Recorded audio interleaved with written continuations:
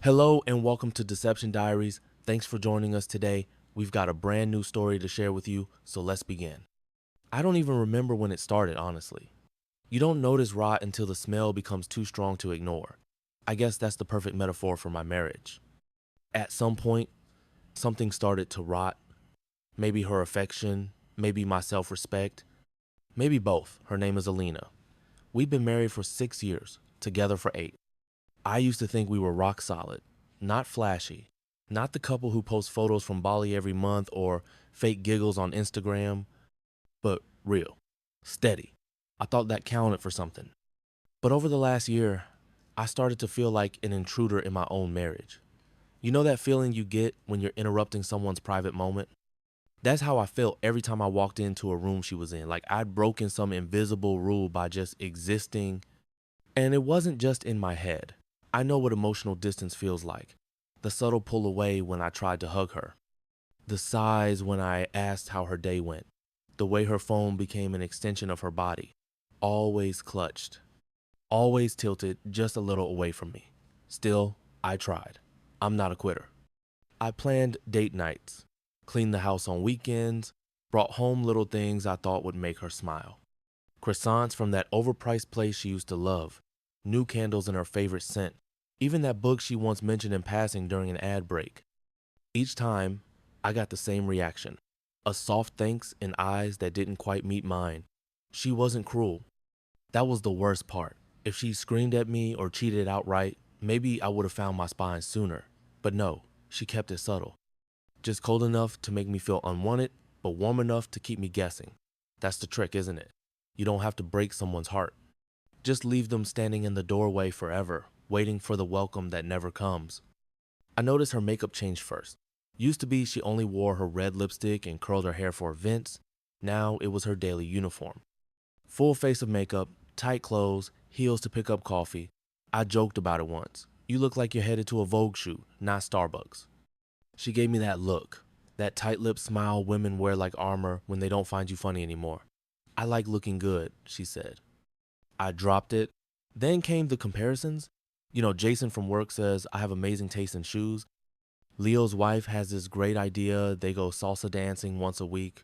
I wish we did stuff like that. Greg's always sending his wife flowers. So romantic, right? Each name was a little scalpel. Small cuts, bleeding slow. I was being whittled down without even realizing it. I tried to mirror her energy. Started going to the gym again, put real effort into how I dressed, got a new haircut. Not because I wanted to impress anyone else, I just wanted to feel worth something. And for a brief moment, I thought it was working. One night, we went to a friend's birthday party, and she actually laughed at something I said. That laugh used to be my favorite sound in the world. But then, the car ride home. You were trying a little too hard tonight, she said, scrolling through her phone. You don't need to compete with the younger guys. Just be yourself. Be myself. The guy she hadn't touched in 3 months. The guy she avoided eye contact with at dinner. Right? I started to suspect there was someone else, of course. I'm not stupid. I didn't want to believe it, but I couldn't ignore the signs forever. She changed her phone password. Started locking the bathroom door. Her gym sessions got longer. Her new friend group included a friend she never mentioned before, some guy named Drew. That name started appearing too often, always wrapped in casual phrases, like a parasite that didn't know it wasn't welcome.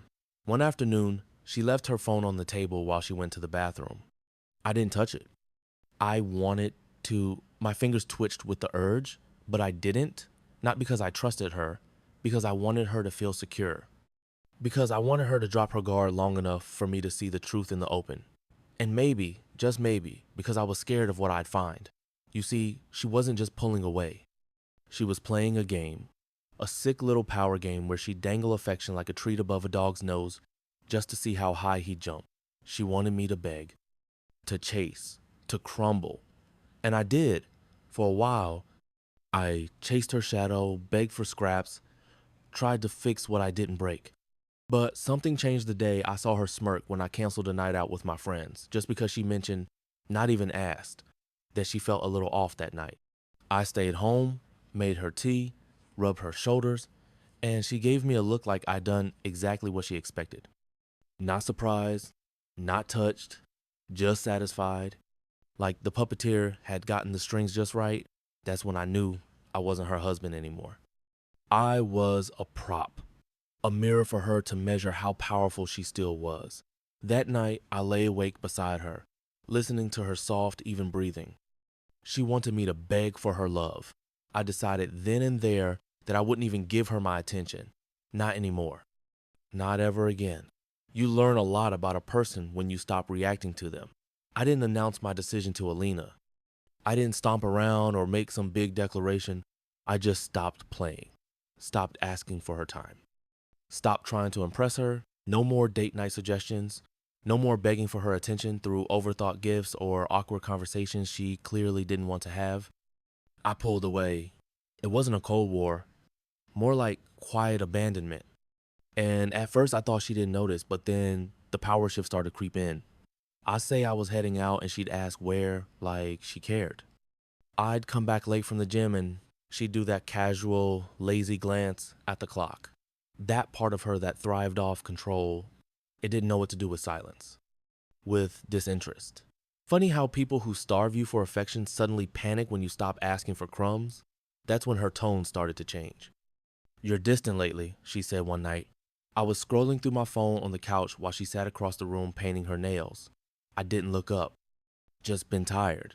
She let it go, but I saw the way her head tilted, like she was trying to read me and realized the pages weren't open anymore. That night, after she went to bed, I sat in the kitchen and poured a drink. I hadn't had a real one in months, but I needed it. I needed to process what I already knew in my gut. There was someone else. It wasn't paranoia anymore. It was instinct, sharpened by a year of rejection and twisted affection. She had too many excuses, too many unexplained gaps in her day. And her energy, you could just feel it. Women who are loved by someone else glow differently. She wasn't happy with me, but she didn't act like someone deprived. No, she was full, fed, and I wasn't the one feeding her. I didn't go through her phone. I still couldn't do that. Not because I was noble. I just didn't want my first real confirmation to be in a damn text message. I needed more than words on a screen. I needed something undeniable, so I started paying attention to her routines. The outfit she chose, the extra spritz of perfume, the sudden excitement about going to the gym even on days she used to skip. Her gym bag became a purse of secrets. She guarded it like a vault, so I tested something. One morning, I got up before her and told her I had an early meeting at work. I left the house with my gym bag and a granola bar, then doubled back 30 minutes later, parked 2 blocks down and waited. An hour later, I watched her leave the house, dressed to kill, and not for a spin class. Tight black leggings, white crop top, hair done, makeup light, but noticeable. She didn't take the gym route. She took the opposite turn toward the business district. She wasn't going to lift weights. She was going to meet someone. I didn't follow her, not that day. Instead, I waited until she got back, acting as normal as possible. She walked in all flushed and breathless, holding a smoothie she'd probably bought just to complete the gym lie. She pecked my cheek with that fake cheeriness she saved for social appearances. That was the moment I felt it. The last string snapped. No anger, just confirmation. She was gone. Had been for a while. I'd just been pretending we were still married. Still, I needed names, I needed details. If not for revenge, then for clarity. And as luck would have it, the name revealed itself through a friend we used to hang out with as a couple, Samira. Samira and her fiance used to join us for dinner every few months. We hadn't seen them in a while, but she texted me out of the blue one afternoon. "Hey, everything okay with you and Alina?" Just that. A single line. I played dumb. Yeah, why? She waited 10 minutes before replying. Because I saw her last week with Drew. They were together at that rooftop bar downtown. And it didn't look platonic. Drew, that name again. They friend, she mentioned casually. The gym guy. The one whose name always hung in the air too long when she said it. I didn't ask for a photo. I didn't need to. Samira's not the kind to make up drama. And if she was texting me, it meant she'd seen enough to feel guilty for staying quiet. Drew. Now it was real. Now it had a face. Now I could start dismantling everything. I didn't rage. I didn't cry. I just went upstairs and folded the laundry while Alina scrolled on her phone like nothing in the world was wrong. And that night, when she rolled over and casually laid her hand on my back, the first time in months, I felt nothing. Not warmth, not anger, just a dull disgust that she thought she still had that power over me. I whispered, "I'm going to bed early," and left her there alone in the dark. She wanted me to beg for her love. She was about to learn what silence feels like when you've got something to hide, and I was about to let her stew in it. The silence was the loudest thing in our house. It didn't start with anything dramatic, just little things. I stopped texting her when I was running late. I stopped asking if she wanted coffee when I was making mine. When she walked into a room, I didn't turn to greet her. I just kept scrolling or reading or pretending to be busy, and the more invisible I made her feel, the more erratic she became. She tried to keep the upper hand at first, complimented me out of nowhere, told me I looked good in that old black Henley I used to wear back when she actually cared what I looked like. I gave her a half smile and kept walking. Next, it was faux concern. "You've been really distant lately. Is something going on at work?" I shrugged. "Nope. Oh, okay." She waited. I didn't ask her how her day went. I didn't throw the conversational lifeline she was used to. She stood there for a second too long before walking away, confused. I started spending more time out of the house. Some days I worked late even when I didn't have to. Other nights I hit the gym twice, or sat in my car listening to music, or just walked around the block until I knew she'd be in bed pretending to be asleep. It wasn't that I didn't want to be around her. I just wanted her to feel the emptiness she created, the vacuum she left me living in. And God, it worked. She began hovering more, asking where I was going, suggesting we do things together again, things I had suggested for months and gotten silence for. "Want to go out to dinner Saturday?" she asked one evening, leaning on the door frame of the kitchen. "Maybe that Thai place you like?" I didn't even look up from my laptop. "I have plans," she blinked. "With who?" "I don't know." I just stared at her for a long moment and said, "Someone who actually listens when I talk." Her mouth opened slightly, then shut again. No comeback, no sarcasm. Just a flicker of real discomfort in her eyes for the first time in a long while.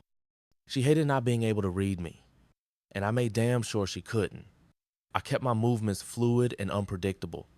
I stopped updating our shared calendar, turned off my location sharing. When she questioned it, I said I was reclaiming some privacy. Her reaction was priceless. Suddenly, the woman who used to guard her phone like Fort Knox was accusing me of acting shady. Oh, the irony. Her paranoia started growing. One night, she came home earlier than usual, and I could tell she was trying to catch me in something. She walked around the house too quickly, like she was expecting someone else to be there. Her tone was brittle when she asked, "Did you eat already?" "Yeah, alone." I smiled faintly. "Should I have waited?" She didn't answer, just stood there staring at me, like she couldn't figure out who I was anymore. I wasn't trying to make her jealous. I wasn't seeing anyone, but I wanted her to think I might be. I wanted her to stew in that same anxiety she once spoon-fed me. Let me tell you something. When someone's used to having you wrapped around their finger, your silence becomes their worst nightmare. And then, she cracked. It was a Tuesday night. I came home from the gym later than usual. She was sitting on the couch, knees pulled to her chest, wine glass untouched on the table. The television was on, but muted. The moment I walked in, she said, "We need to talk." I nodded slowly, pulled off my hoodie, tossed it over the chair. "Okay." She looked down, twisting her fingers in her lap. "I feel like we've drifted, and maybe I'm partly to blame." I raised an eyebrow. That was new. She was never the one to initiate anything resembling accountability. I miss us," she said. "I know I've been off lately, distant. And maybe I got caught up in distractions. But I want to fix this." That word distractions told me everything I needed.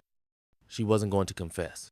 She was going to downplay, rebrand infidelity as emotional confusion or a lapse in judgment. Maybe she'd even cry, try to fall into my arms, blame her depression, her upbringing, her hormones. I gave her nothing. "Okay." I said calmly, "So what do you want to do about it?" Her expression flickered. She wasn't expecting that. She wanted a fight or forgiveness.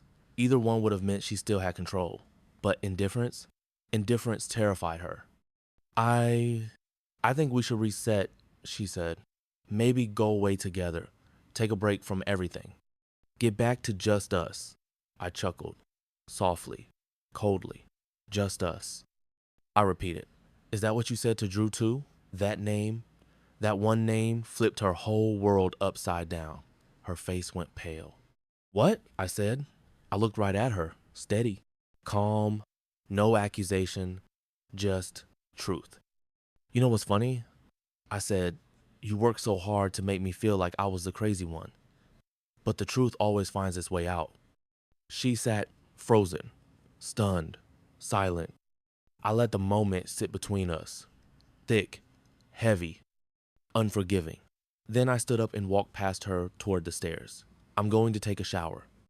I said, dinner's in the fridge. I already ate. She didn't move.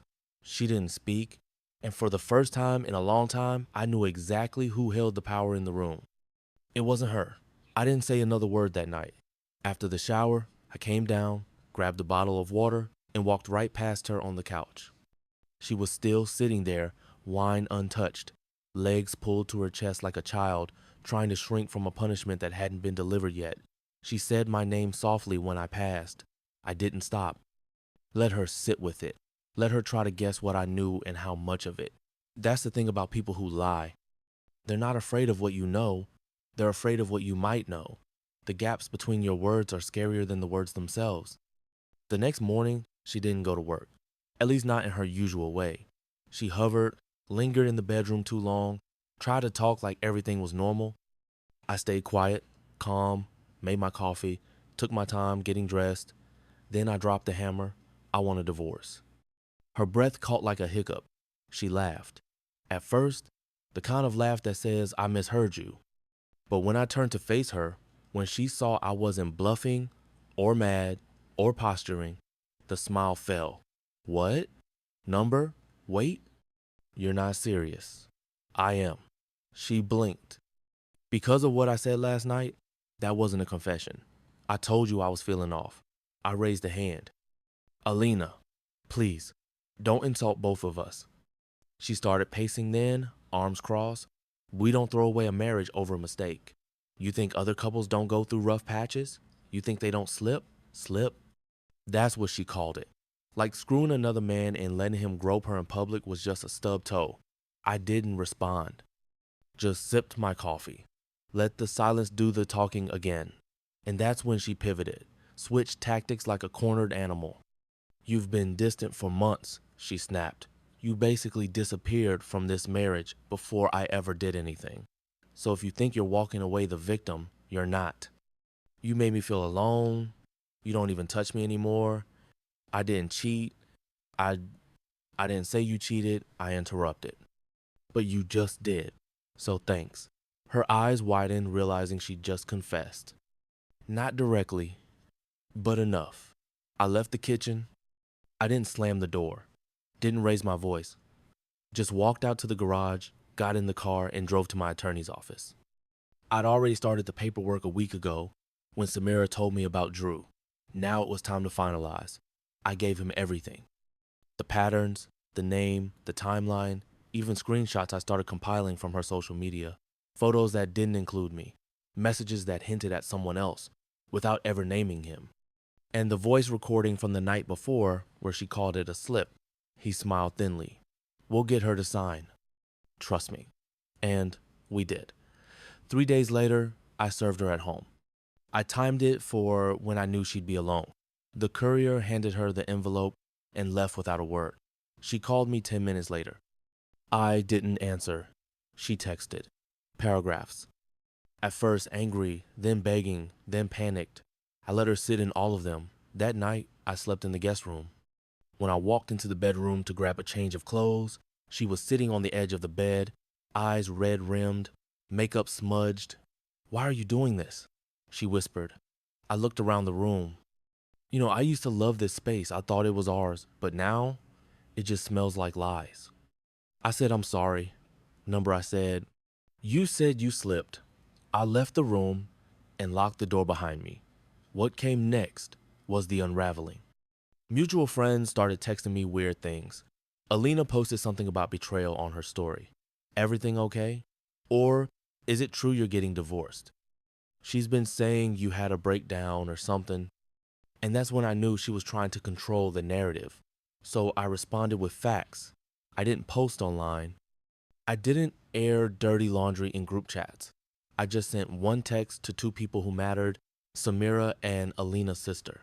It was a screenshot of Alina's message to Drew, the one where she called our marriage a cage and said, I need you to wreck me the way he never could. I didn't need to add a caption. The text said more than I ever could. Word got around after that. She showed up at my workplace one afternoon. Security called me. I had them turn her away.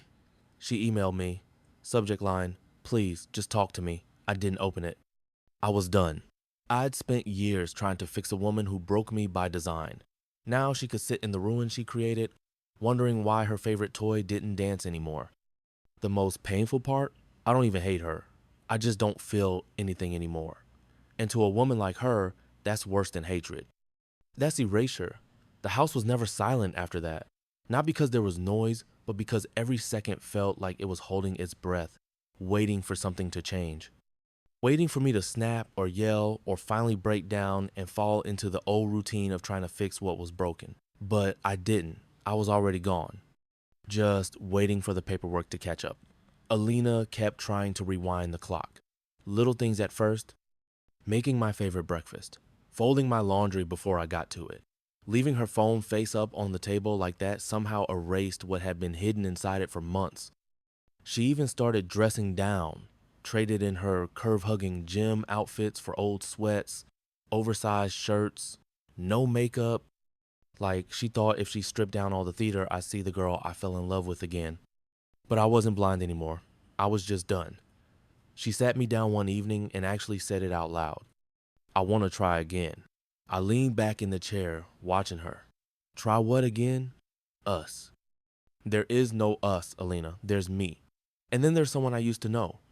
She started crying, harder than before. Real tears, not the performative sniffles from earlier days. And maybe a part of me felt the echo of sympathy, the ghost of what we used to be, but not enough to reach for her hand. Not enough to lie and say I still saw a future where I let her back in. Because this wasn't about one night with another man. It was about the slow erosion of respect. The way she played with power and control. The way she needed me small so she could feel big. And now she had no one to stand taller than. And the silence left her looking tiny. Don't do this, she begged. I'll go to therapy. I'll give you everything you've ever needed. Just, please don't walk away. I looked her in the eyes. You never gave me anything, Alina. Not when it mattered. And now, I don't want anything you have left to give. She clutched her stomach like the words physically hit her. But still, I didn't raise my voice. Didn't gloat. Didn't ask about Drew. I already knew how that ended. He'd ghosted her the moment things got complicated. Probably moved on to someone else by now. Someone who hadn't burned down their life for him. She reached out, grabbed my wrist. You can't just leave me. I gently pulled my arm away. You left a long time ago. I'm just following your lead. And with that, I stood up, picked up my suitcase from beside the stairs, packed and ready. My name wasn't on the house anymore. I'd sold my share to her in exchange for walking away clean. No alimony, no court battles, just severance, peace. The most expensive thing I'd ever bought and worth every cent. I didn't say goodbye, didn't look back, just walked out into the cool evening air, got into my car, and drove. A few months passed. She sent emails, a few voicemails, one dramatic letter, handwritten, no less. I didn't answer a single one. The silence that used to terrify me had become my sanctuary. And in that silence, I built something better. I moved to a new apartment. Got back in touch with old friends I'd been too drained to keep up with during the last years of our marriage. Started running again, sleeping well. Reading books without checking the clock every 10 minutes because I was dreading going back upstairs to a cold, distant partner. And then one night, maybe 6 months after I left, I ran into her. It was a random Tuesday. Grocery store. I was picking up a bottle of wine and some fresh bread. She turned the corner with a shopping cart and stopped dead in her tracks when she saw me. I almost didn't recognize her. The glow was gone. She looked hollow, not tragic, just faded, like someone who used to know how to draw attention and forgot what that felt like. She opened her mouth to say something. I nodded once, polite, quiet, and walked past her. That was it. Not a word exchange. And I know that killed her more than any speech or insult ever could, because she wanted me to beg, to cry, to chase, but I didn't give her the dignity of my pain. I gave her something far worse, indifference. And now, long after the affair was over, I was finally free. Dear viewers, if you enjoyed the story, please support the video by liking it and leaving a comment. Thank you very much.